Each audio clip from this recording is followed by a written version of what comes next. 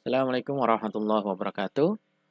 Jumpa lagi untuk mata kuliah Artificial Intelligence.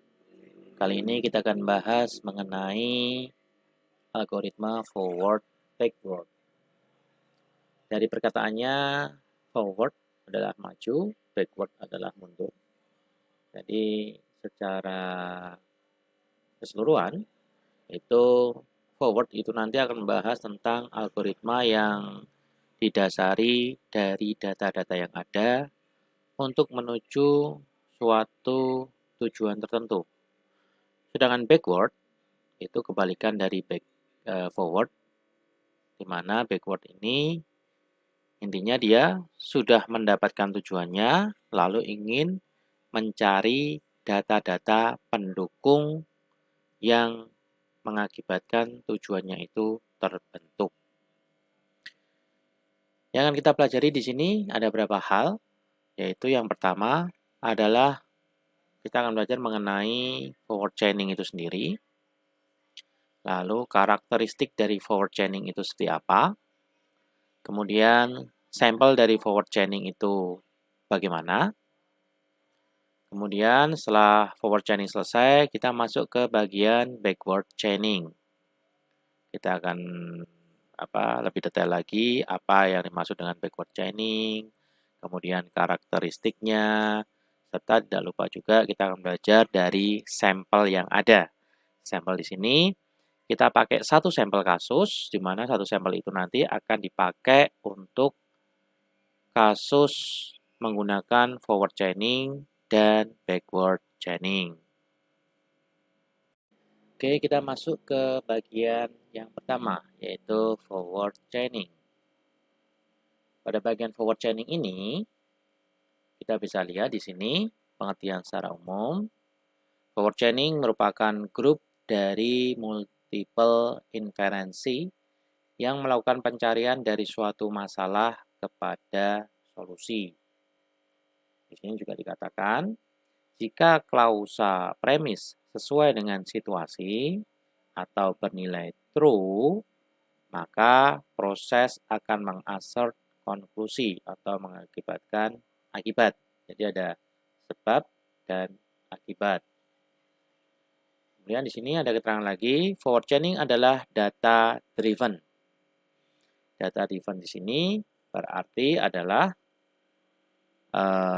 hasil akhir itu nanti ditentukan oleh data pendukungnya. Karena inferensi dimulai dengan informasi yang tersedia dan baru konklusinya diperoleh. Jadi data-data ini menjadi penguat dari hasil yang dihasilkan nantinya. Ini pengertian secara umumnya tentang forward chaining. Berikutnya, setelah kita mendapatkan pengertian secara umum dari forward chaining, kita masuk ke bagian kedua, yaitu karakteristik dari forward chaining. Kita bisa lihat di sini, karakteristik umum forward chaining itu yang pertama adalah adanya perencanaan, monitoring, serta kontrol. Yang kedua, disajikan untuk masa depan. Disajikan untuk masa depan karena ini hasil dari pengolahan data yang ada. Yang ketiga, bekerja dari antecedent ke konsekuen, jadi dari sebab ke akibat. Dia merupakan data driven. Seperti tadi saya katakan awal, forward chaining itu adalah dimulai dari sekumpulan data yang akan menuju ke suatu kesimpulan akhir atau konklusi. Inilah karakteristik umum untuk forward chaining. Sekarang kita masuk ke sampel dari forward chaining. Untuk sampelnya kita bisa lihat di sini. Semisal contoh kasusnya adalah ada orang ingin berkonsultasi kepada ahli. Dia ingin menanyakan tentang investasi pada stok IBM. Apakah dia pantas atau cocok atau tidak? Dari pertanyaan ini didapatkan variabel-variabel yang akan digunakan sebagai pendukung, di mana variabel-variabel ini diperoleh dari para ahli investor ya. Variabel ini kita peroleh ada variabel A sampai dengan G. Di mana A di sini adalah dia memiliki uang $10.000 untuk investasi syaratnya. Terus B ini usianya harus lebih kecil atau lebih muda dari 30 tahun, jadi 29 dan seterusnya ke bawah. Kemudian yang C ini tingkat pendidikannya pada level perkuliahan misalnya. Mungkin ini ada hubungannya dengan psikologis ya. Jadi kalau udah pada level perkuliahan, kemungkinannya pemikirannya udah matang dan tidak akan bertindak seenaknya seperti itu. Yang D, pendapatan minimum per tahun adalah $40.000 misalnya. Terus yang E, investasi pada bidang sekuritas. Yang F, ini ada pilihan lagi, investasi pada saham pertumbuhan. Yang G, investasi pada saham IBM. Jadi dari beberapa variabel itu, si ahli ini menyarankan ada beberapa investasi yang bisa diambil, yaitu ada bidang sekuritas, pertumbuhan, dan IBM. Di mana nantinya setiap variabel ini nanti bisa bernilai true atau false, benar atau salah. Dari data variabel ini, kemudian kita olah menjadikan suatu rule yang nantinya menjawab pertanyaan yang tadi diberikan.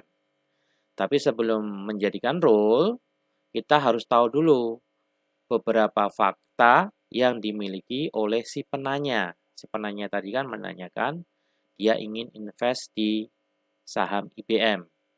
Cocok atau tidak? Maka dari itu, ada beberapa fakta yang harus dikumpulkan dulu, data-data yang ada pada dia. Data yang dikumpulkan kita dapatkan semisal seperti ini. Yang pertama, orang tadi punya uang $10.000 minimal misalnya. Jadi di sini variabel A-nya itu bernilai true. A-nya bernilai true di sini. Kemudian berusia 25 tahun, berarti B-nya juga bernilai true, kurang dari 30. Dari dua informasi ini, dia ingin melakukan investasi pada stok IBM. Oke, dari data ini, kemudian dari variabel-variabel pendukung yang tadi kita peroleh untuk pengolahannya, kita mulai proses untuk pembentukan rule. Rule-nya itu dibentuk dengan penjabaran dari ahli.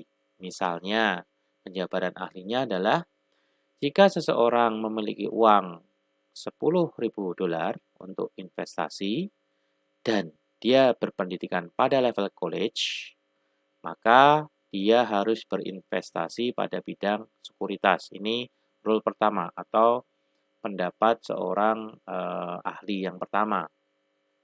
Kemudian kita mengumpulkan beberapa ahli, dari beberapa ahli itu terbentuk beberapa rule. Di sini misalnya kita ada sekitar 5 rule misalnya ya. Rule pertama ini, rule kedua, jika seseorang memiliki pendapatan per tahun minimal $40.000 dan dia berpendidikan pada level college atau perkuliahan, dan dia harus berinvestasi pada saham pertumbuhan atau growth stock. Yang pertama tadi, dia investasi pada bidang sekuritas. Yang kedua, menyarankan dengan syarat tertentu ini, dia harus berinvestasi pada bidang saham pertumbuhan. Untuk yang rule ketiga, jika usianya lebih kecil dari 30 tahun, dan dia sudah punya investasi pada bidang sekuritas, maka sebaiknya dia juga harus berinvestasi pada bidang saham pertumbuhan. Ini rule yang ketiga dari pakar. Rule yang keempat kita peroleh misalnya, jika seorang berusia lebih kecil dari 30 tahun dan lebih besar dari 22 tahun, maka otomatis kemungkinan dia adalah orang lulusan perkuliahan. Karena kan masuk perkuliahan kalau secara langsung dari umur katakanlah SMA lulus tuh 17-18an, masuk tambah 4 tahun berarti sekitar 21-22 tahun ya ke atas. Kemudian yang rule kelima, jika seseorang ingin berinvestasi pada saham pertumbuhan, maka saham yang dipilih adalah saham IBM. Jadi ini beberapa rule yang ada. Dari rule-rule ini, kita coba translatekan ke variabel yang kita punya dari A sampai G. Maka akan diperoleh translate-nya menjadi rule 1 itu adalah if A and C then E. Tadi kan memiliki uang sebesar 10.000. C-nya adalah pada level college. E-nya adalah bidang sekuritas. Ini yang pertama. Yang kedua, if D and C then F.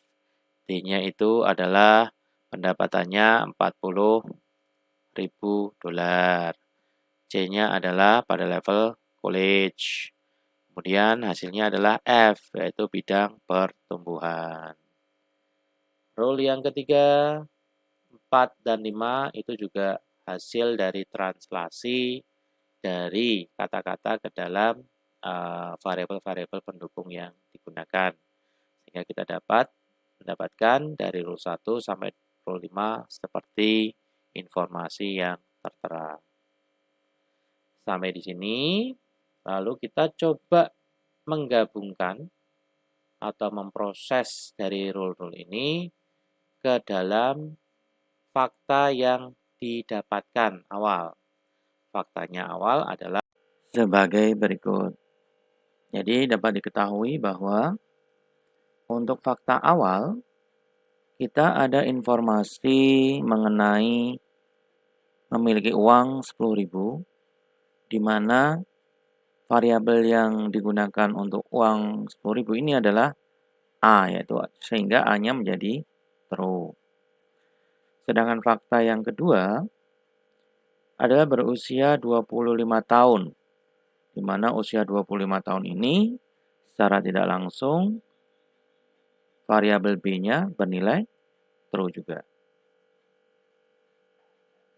Dari informasi ini, lalu kita coba terapkan ke dalam flow dari rule-rule yang sudah kita buat tadi. Sehingga untuk forward chaining, langkah dari rule-rule tadi bisa dilihat di sini. Yang pertama adalah if A, di mana A di sini adalah memiliki uang 10.000. Jika A-nya bernilai true, and C di sini adalah informasi mengenai tingkat pendidikan college. Karena di sini tidak ada informasi tersebut, maka untuk forward chaining ini akan mengecek keseluruhan rule, di mana hasil akhir dari rule itu adalah C. Maka dari rule kedua, hasil akhirnya adalah F, maka bukan, diteruskan lagi rule ketiga, hasil akhirnya adalah F, sama, belum juga C. Rule keempat, hasil akhirnya adalah C. Nah, dari sini, maka dicek penggunaan C-nya ini bernilai apa. Karena informasi yang mengeluarkan C ini, rule-nya memakai variabel B, di mana B kita bernilai true, sehingga otomatis kalau B-nya true, di sini C-nya juga akan true. Sehingga C true ini nanti akan masuk ke rule pertama, C-nya juga true. Tadi A-nya adalah true. Efeknya, E-nya nanti output-nya akan menjadi true. Jadi ini step pertama dipakai karena kita punya faktanya.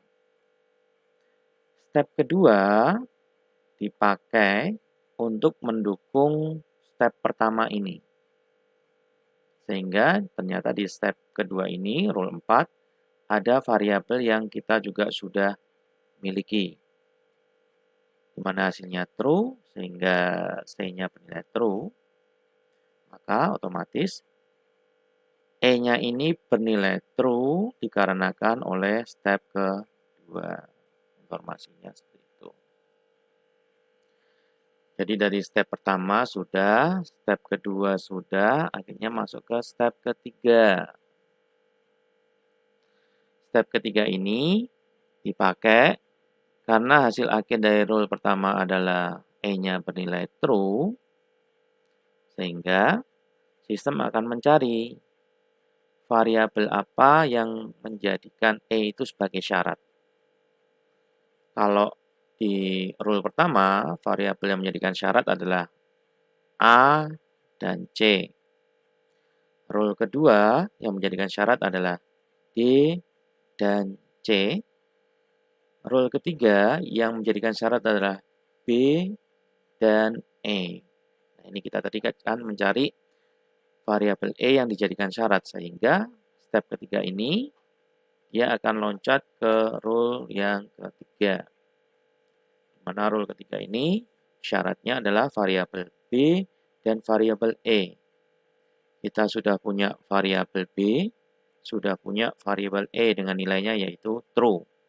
Sehingga di sini itu B-nya true, lalu E-nya juga true, otomatis F-nya adalah true karena memakai variabel penggabung N ya. Kalau gerbang N kan true and true, hasilnya adalah true. Step 3 kita lalui. Berikutnya lagi step keempat. Step keempat juga sama. Kita cek juga apakah F ini dijadikan sebagai variabel pendukung lagi. Apakah ada yang menggunakan F sebagai variabel pendukung. Atau apakah ada result yang menghasilkan F-nya true lagi. Di sini kalau kita lihat diagramnya, F ini bernilai true. Kalau sebagai pendukung dari rule 1 sampai dengan 5, F ini digunakan pendukung pada rule ke berapa? Rule ke-5. Karena F-nya di sini bernilai true, otomatis F-nya di rule 5 akan bernilai true juga. Sehingga G-nya di sini otomatis juga akan bernilai true. Karena true, maka true. Dan yang terakhir, pengecekan terakhir, apakah F ini ada output yang juga mengeluarkan F. Di sini cek, ternyata rule kedua menggunakan outputnya F, di mana F-nya ini adalah nilai true. Tetapi di sini kita tidak menggunakan D dan C. Jadi, bisa jadi selain informasi ini, bisa jadi orang tersebut juga variabel D dan C-nya bernilai true. Karena hasil akhir F-nya adalah true. Ini kemungkinan apa istilahnya? Ramalannya ya, ramalannya. Sehingga di sini kita dapatkan G-nya bernilai true, di mana G di sini adalah hasil dari pencarian, yaitu saham IBM. Jadi, hasil akhir dari forward chaining ini dengan dua fakta yang dimiliki oleh orang tadi, maka kesimpulannya orang tadi bisa melakukan investasi pada saham IBM.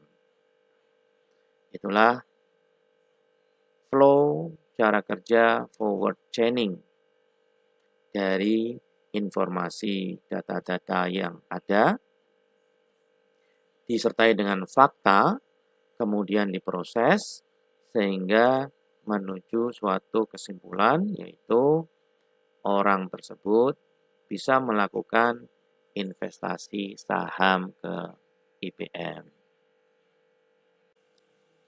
Untuk berikutnya, kita masuk ke dalam bagian backward chaining. Untuk backward chaining ini, kita akan bahas di video selanjutnya. Jadi video ini akan saya bagi dua biar tidak terlalu panjang dan menjenuhkan.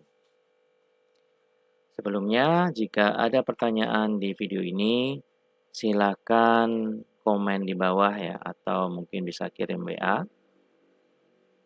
Dan jangan lupa klik subscribe, like, untuk membantu saya lebih giat lagi dalam membuat konten pembelajaran. Dan mungkin nantinya kalau ada waktu yang agak longgar, saya akan juga berikan contoh dalam bentuk codingnya, sehingga bisa lebih dipahami lagi. Terima kasih atas perhatiannya. Akhirul kalam.